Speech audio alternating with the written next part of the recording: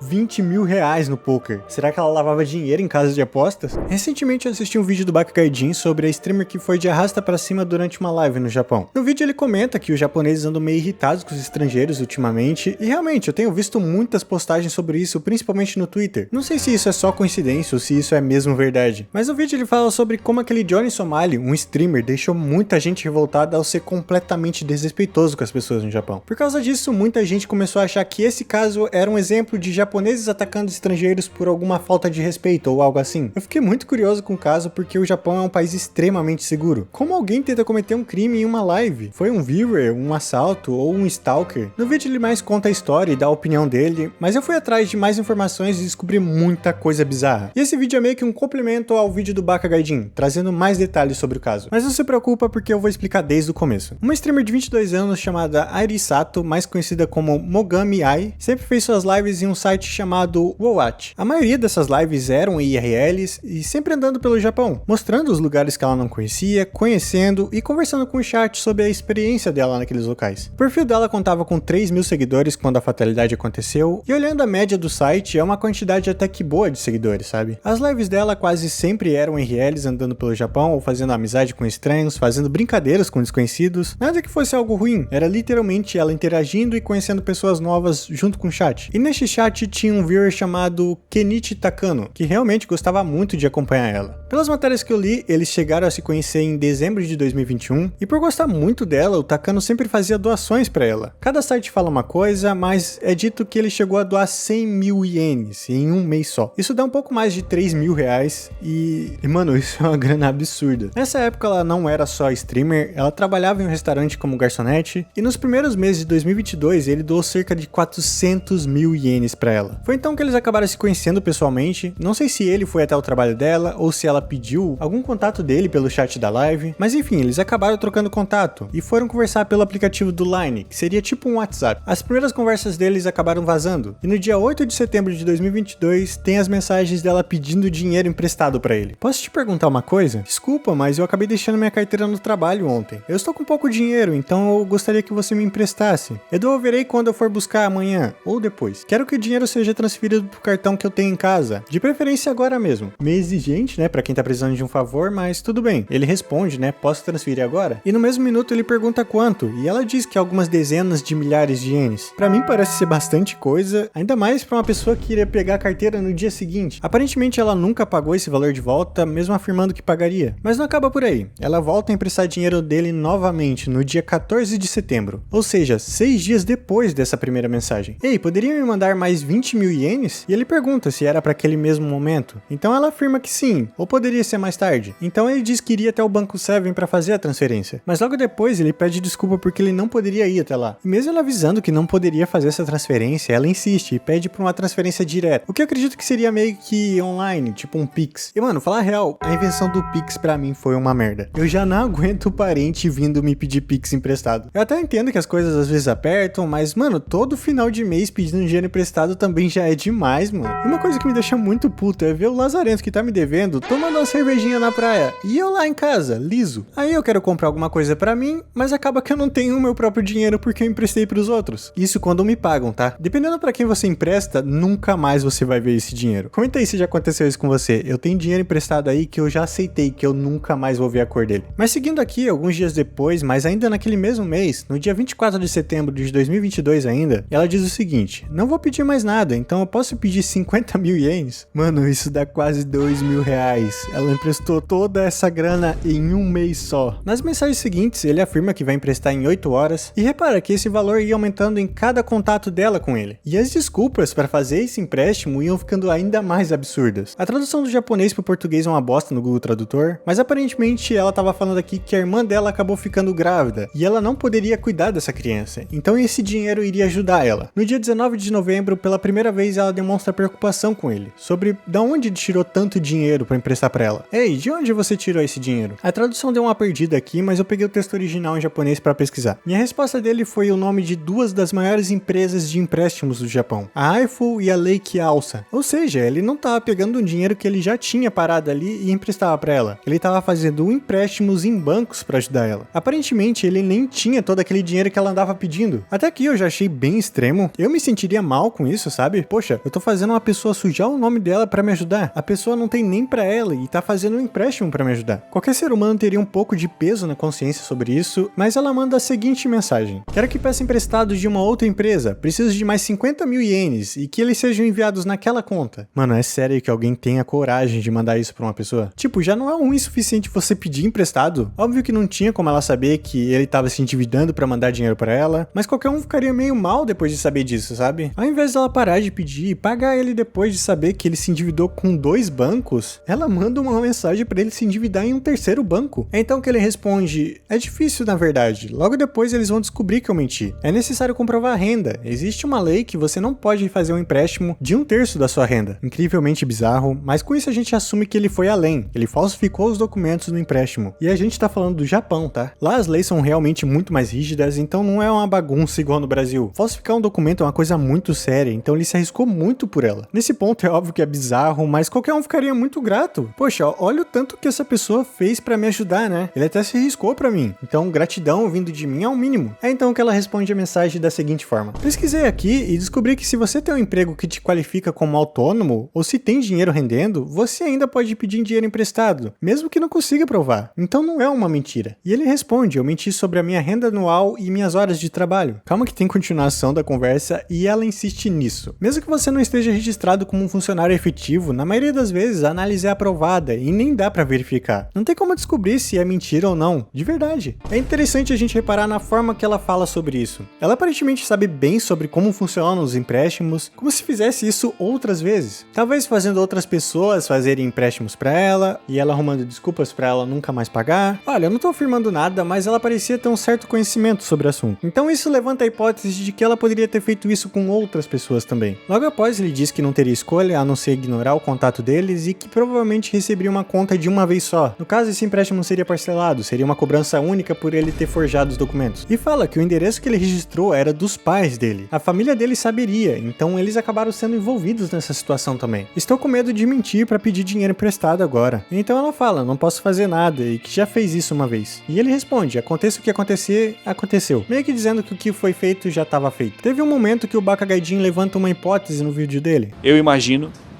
que esse cara, né, ele, quando foi preso, ele disse assim que ele emprestou 2 milhões de ienes para a menina e esperava que ela pagasse de volta.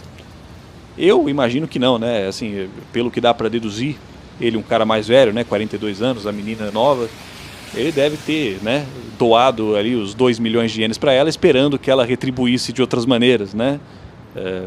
Provavelmente porque ele era um cara muito sozinho e tal.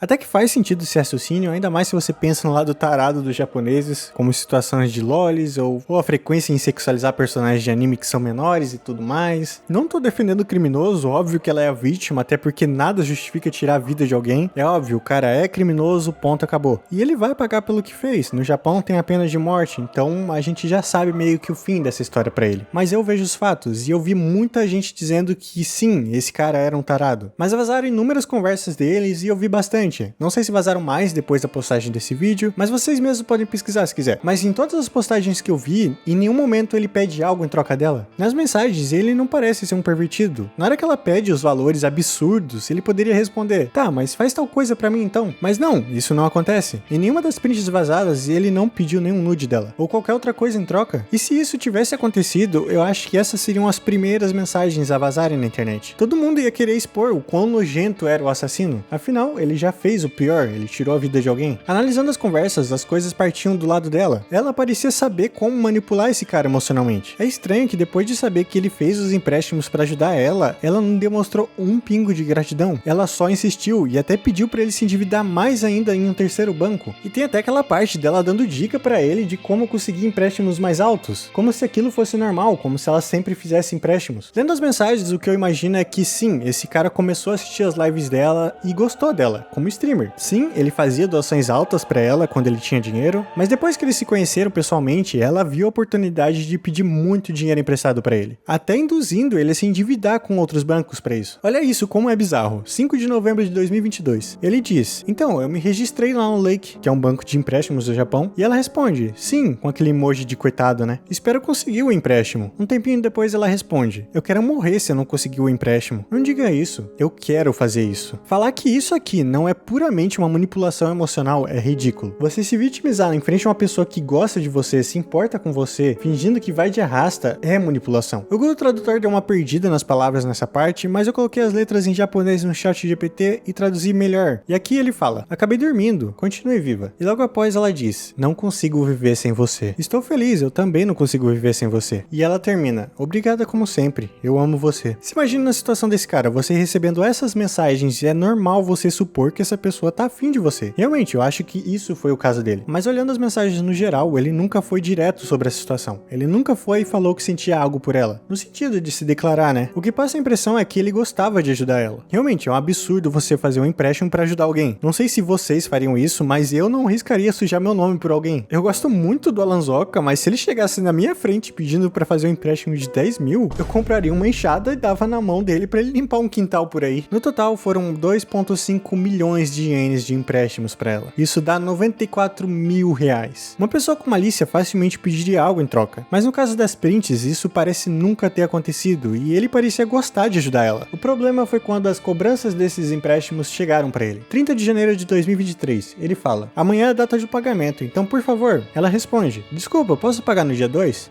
Tudo bem, pode me mandar no dia 2. Foram dias sem se falar e aí chegou no dia 2. E às 10h55 ele manda: por favor, deposite. Se passa horas e ela não responde. Então ele manda: o que tá acontecendo? Você pediu pro dia 2, então eu deixei pro dia 2. Sem resposta no dia 3, devolve meu dinheiro? No dia 5, você não vai me pagar? A tradução ficou meio ruim, mas ela quis dizer que iria pagar. É então que ele responde: então quando? É interessante reparar que quando ela precisava, ela respondia super rápido. Desde o início ela pedia emprestado, mas quando ele precisou pagar, ela nem dava atenção. E foram dias sem resposta até ele mandar mensagem no dia 11. Estou com dificuldade para sobreviver, a menos que você transfira o dinheiro. Não poderia pagar nada adiantado. Dias depois, acho que eu não vou receber meu dinheiro de volta, né? Mais dias depois, você está disposto a devolver meu dinheiro? Vendo essa situação é revoltante porque eu já passei por isso. Meu canal não rende nada, então eu faço isso por gostar mesmo, mas no meu trabalho eu teve um cliente que eu via com uma certa frequência e sempre comprava comigo por quase um ano. Eu acabei confiando de deixar a mercadoria no valor de R$400 para ele me pagar na semana seguinte, e essa semana seguinte chegou. Eu cobrei, mandei dezenas de mensagens e nada. Esse cliente ele nunca me respondeu e esse era um valor que me fazia falta. R$400 é muito dinheiro, pelo menos para mim é. Eu acabei me complicando com essa situação porque eu contava com aquele valor da venda.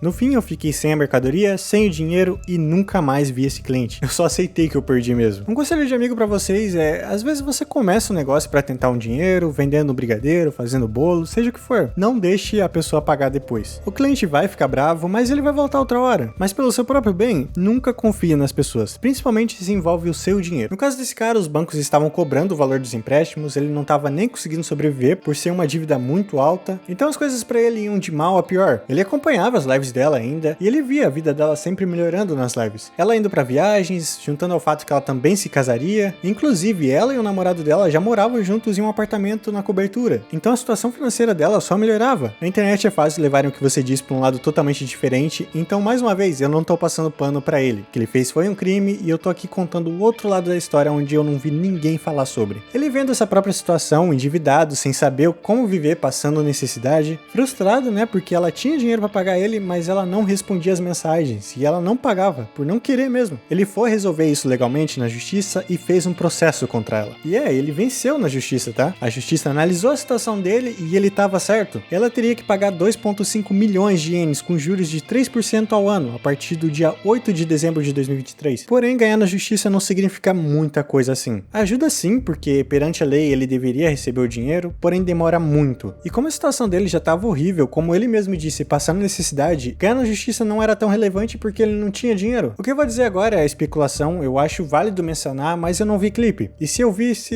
eu não entendo japonês também. Mas relatos de japoneses no Twitter é que essa moça, a Sato, depois do processo, ela tirava sarro sobre o assunto em live, como: vou ter que ir no tribunal por emprestar dinheiro. E também dizia: eu recebia mensagem de cobrança direto, tive até que bloquear. Não tenho como provar isso, essas falas são relatos de outras pessoas que assistiram a live, porém eu não me espantaria que ela realmente teria falado isso. Depois de ver ela mesmo pedindo que ele fizesse um empréstimo em um terceiro banco, essa atitude de deboche não é um absurdo pra mim. Por mais que a Sato não tivesse por volta dos 2 mil seguidores, não é como se ela ganhasse pouco dinheiro. Repara que ela tem um diamante azul ali. Um japonês explicou sobre isso e cada ícone é um nível de cada streamer. E ter o diamante azul, que seria platina, você tem meio que uma renda de 300 mil a 400 mil ienes. Então ela tava sim recebendo dinheiro, mas ela não pagava. Como ela foi processada, foi vista as contas bancárias dela, mas ela não tinha nada. Mas como observado, as lives rendiam dinheiro. E também ela tava se casando e morava em um apartamento na cobertura com o namorado. Dinheiro ela tinha, mas aonde tava? Ela tinha feito algo pra esconder esse dinheiro. Eu li várias matérias em japonês pra fazer esse vídeo, deu muito trabalho. Você que tá assistindo o vídeo até aqui, ou tá vendo por algum react, se inscreve no canal, mano, me dá uma força. E eu acabei encontrando que ela era envolvida com apostas, e ela também jogava poker. Eu acabei encontrando o perfil principal dela no Twitter, mas é trancado, porém a internet viu que tinha coisa errada ali e caçaram mais informações sobre ela, encontrando assim uma conta secundária dela. Como a gente pode ver aqui, tem milhões de views os tweets dela, e isso viralizou depois do caso ter acontecido porque muita gente veio tentar entender toda a história dela. E nessa conta tem uma foto dela segurando um pacote de fichas, marcando 542 mil ienes. Pra quem não manja muito, sim, é possível lavar dinheiro com poker. Talvez por isso que as contas delas estavam vazias. Talvez ela combinava alguma coisa com alguém, passava essas fichas pra pessoa, então assim não gerava um comprovante legal, né, dessa transferência. A justiça chegou a averiguar as contas dela, mas estavam todas vazias. Ao que parece, a Kano era um fã que admirava a streamer e fazia doações. Após trocarem de contato, Sato logo pediu dinheiro emprestado. Em um mês, segundo as prints vazadas, ela fez isso 3 vezes. Ele acabou se endividando tentando ajudar ela sem pedir nada em troca aparentemente, acabou recorrendo à justiça para resolver a situação, vencendo assim o processo, porém viram as contas dela e elas estavam todas vazias. Enquanto isso, ele via ela ostentando nas lives, morando em cobertura, prestes a se casar, recebendo muita donate durante a live, e antes dessa situação toda acontecer, ele acabou mandando uma última mensagem para ela, pedindo que ela pagasse o valor que ela devia para ele. Mas como as outras mensagens, essa acabou sendo ignorada também. Alguns dias depois, durante uma live, ele acabou observando os comércios em volta e foi seguindo até encontrar ela, e aí que essa situação acabou acontecendo. É triste ver que chegou nesse ponto, nada justifica tirar a vida de alguém, várias pessoas fizeram uma memorial para Sato, vários noticiários do Japão falaram sobre, mas uma coisa de se notar é que o crime aconteceu, porém os vídeos têm muito dislike quando os jornais tratam a vítima do caso como vítima. Os próprios japoneses que foram atrás da história completa trataram o Tanako como a vítima, o assassino no caso. Uma coisa é certa, nunca empreste dinheiro para ninguém, cada um tem que saber os seus limites, se programar, né, pros próprios gastos, e se for emprestar, seja um valor que não vai te fazer falta. Se você não sabe dizer não, só fala que não tem infinitamente e uma hora a pessoa vai parar de te pedir. Bom, se inscreve no canal pra me dar uma força, eu vou ficando por aqui e até a próxima.